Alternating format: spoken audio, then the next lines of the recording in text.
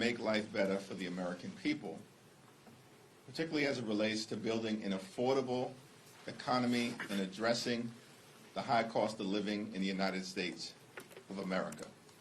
Unfortunately, from the very beginning, the Trump administration and House Republicans have chosen a different path. The far-right extremists continue to crash the economy in real time, have failed to address the high cost of living, and are driving America toward a painful recession. The first 100 days of the Trump administration have been characterized by chaos, cruelty, and corruption. America is better than this. We should be able to do better for the American people. Trump administration has failed, and Republicans in Congress are behaving like a useless rubber stamp and allowing extremism to hurt the American people. Now is a moment of truth. Will a handful of House Republicans step up on behalf of the American people and prevent the largest Medicaid cut in American history? Will House Republicans stand up for the veterans of America? Will House Republicans stand up and stop this effort to take food out of the mouths of children in the United States of America? Now is a time to choose. Republicans have been on the run, but they can no longer hide. And House Democrats are going to make clear over the next few weeks what's at stake with this reckless Republican effort to jam their extreme budget down the throats of the American people. Questions? Thank you, Leader. Congressman Henry Cuellar suggested recently that House Democrats made a mistake rallying around the deportation of Kilmar Abrego Garcia, who the Trump administration has accused of being a member of MS-13. What is your reaction to the congressman's statement, and would you encourage any other House Democrats to go to El Salvador to protest against the detention of Abrego Garcia? Our reaction is that Donald Trump has the lowest public approval rating of any president in modern American history. Thank you. Congressman Connolly announced earlier today that he'll be stepping back soon as the Oversight Committee ranking member.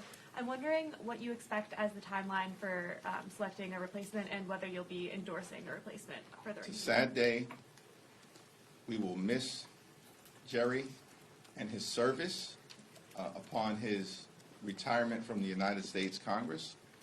And he has been a tremendous leader for his district and on the Oversight Committee. Leader Jeffries, can I get your reaction, please, to Republicans considering a specific proposal on Medicaid, reducing the FMAP from 90% for the Medicaid expansion population? What would it mean for New York if they do that? And do you see that as a threat to ACA, given that that was one of the key components? Healthcare is under assault by Donald Trump, Elon Musk, the administration, and rubber stamp Republicans in the House and in the Senate. These people, these extremists, they want to take healthcare away from the American people. And they know that their constituents aren't here for it, which is why Republicans have been on the run during the last 2 weeks during the district work period. Democrats are leaning in to town hall meetings all across America. Republicans are running away from them. But now there's a moment of accountability. And in terms of this FMAP proposal, it's all part of the same scheme. They want to end Medicaid as we know it.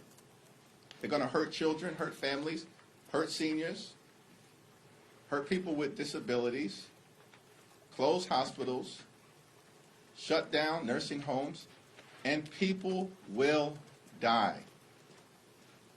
This is a matter of life and death at this moment, which is why it's all hands on deck. And we're going to continue to show up, stand up, and speak up in a variety of ways, inside the Capitol, outside the Capitol, on the Capitol steps, in Democratic districts, in Republican districts, and throughout America. I want to ask about your sit-in on the steps yesterday. I mean, it's a slightly different approach to messaging than we've seen from you in the past. Could you explain why you're taking that approach?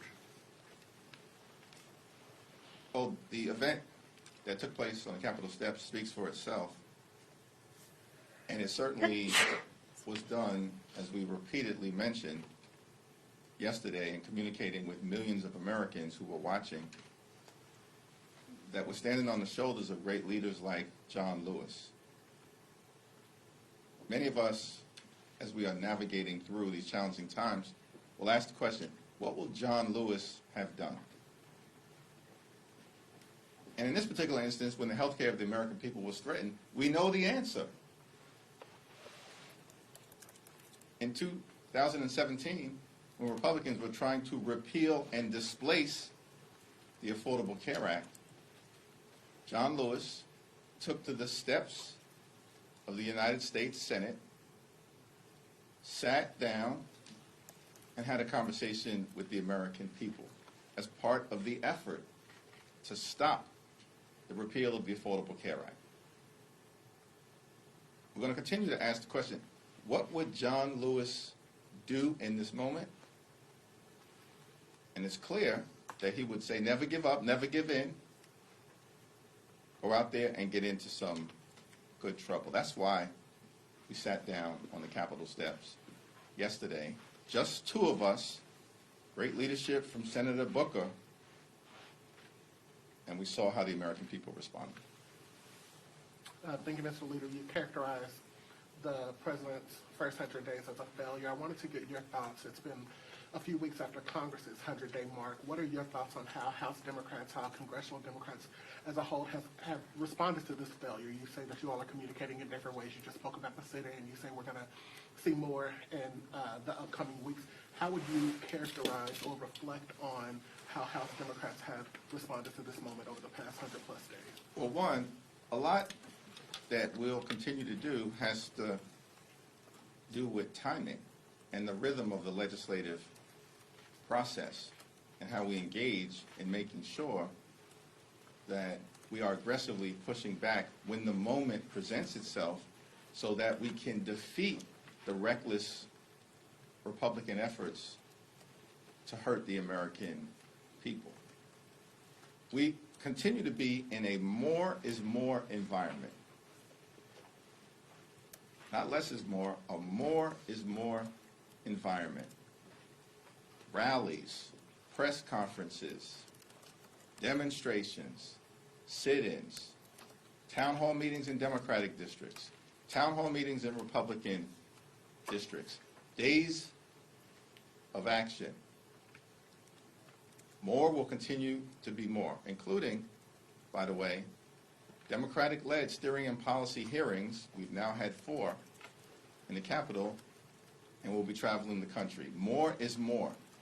And that's, I think, what you've seen over the last 100 days, and that's what you'll continue to see. Do you think these efforts have helped to crater some of Trump's popularity? His approval seems to be going down, and 4 polls yesterday show that his approval continues to go down. Do you take any credit for what's been happening in public opinion over the last few weeks as it pertains to Trump's economic numbers? Great question. What we said from the very beginning is that Donald Trump lied about his willingness to lower costs in America and drive down the high cost of living.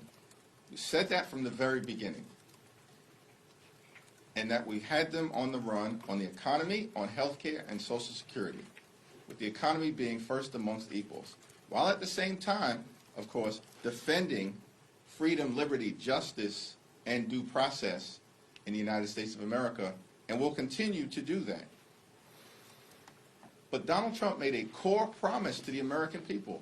He was going to lower costs on day one. Costs aren't going down, they're going up. Inflation is on the way up. Donald Trump is crashing the economy.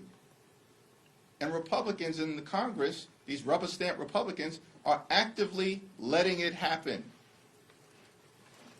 And that's why the American people have said, inside of 100 days, enough. This is a disaster. It's an unmitigated disaster. This guy has the lowest approval rating of any president in modern American history inside of 100 days. That's extraordinary. This is the same group that bragged to all of you and the American people that they had some extraordinary mandate. We said from the very beginning there was no mandate. News of our demise was greatly exaggerated. Thank you, Leader. President Trump came out in support or signaled support for a stock trade ban. I know that's something that you've been supportive of. Do you think that this builds momentum? Have you had any conversations with GOP leadership about this? Where do you think this stands now with the president's support? His support is meaningless as it relates to Democrats in the United States Congress. You've said that you're going to support incumbents who are facing primary challenges. Some of your members don't believe that David Hogg can serve as a DNC vice chair while simultaneously supporting those primary challenges. Do you agree with that? My statement on this issue, which was extensive, speaks for itself. Thank you, Leader Jeffries. I wanted to just follow up on a question asked earlier about Connolly. Can you speak more specifically just to the process of replacing him as ranking member of oversight? We know that, AOC ran late last year, and should she be in contention again? So Republicans are trying to rip away health care from the American people. They're crashing the economy in real time, driving us toward a recession, targeting law-abiding immigrant families, trying to erase and whitewash American history, including black history and civil rights history. They are ending Social Security as we know it, and Jerry Connolly just announced that because he is battling the recurrence of cancer, he will not be seeking re-election. That's the extent of any comment that I'm going to make about the great Jerry Connolly at this moment. Thank you, Leader. Related to protests, the Reverend William Barber and other prominent faith leaders were just arrested in the Capitol Rotunda today. You spoke about the legacy of John Lewis. What acts of civil disobedience should members engage in or endorse? And do you specifically endorse the protest that William Barber was making, which was we're in a more is more environment, and Reverend Barber spoke powerfully at the sitting yesterday. Thank you, Leader.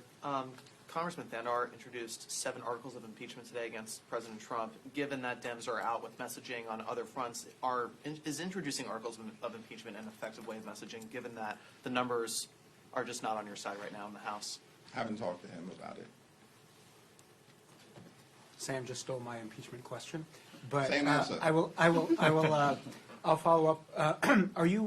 If leadership is not supporting those efforts, are you actively discouraging members introducing articles? This isn't the first member so far that has introduced or said they would introduce articles. I haven't said one way or the other. I haven't evaluated the articles that were introduced. I haven't even had an opportunity to talk with him about it. Thank you. Immediately after the presidential election, I think there were some Democrats who thought should look for areas of agreement. You've even said if there could be areas that benefit the American people, you'd look for agreement. The president clearly has not made that outreach to Democrats. Does that influence your posture and this more is more approach, the way that he's conducted his presidency in his first 100 days? First 100 days have been a failure for the American people. I spoke on the House floor on January 3rd and indicated that we were prepared to try to make life better for the American people, particularly as it relates to driving down the high cost of living. But it became very clear at the outset that Donald Trump, Elon Musk, and compliant House Republicans, rubber stamp Republicans in the Congress had no interest in the world in addressing the cost of living crisis that we have in the United States of America. Now, what's interesting about that is that they spent all of last year, 2024, saying it was their top priority and that Republicans we're going to bring about the golden age of America, which presumably meant that we're going to improve the economy for the American people. They haven't introduced a single bill, let alone pass one, and bring it to the floor to make life better for the American people. Not a single bill. Not a single executive action or administrative order has actually been issued that brings down the cost of living in the United States of America. It's a failure. And the American people have taken notice. This, in fact, began in late February, but now it's so clear and so obvious that no one can ignore it. Thank you, everyone. Thank you. Thank you.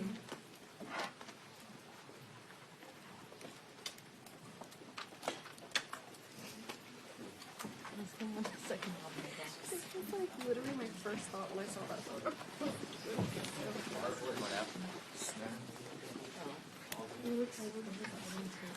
Nice meeting you.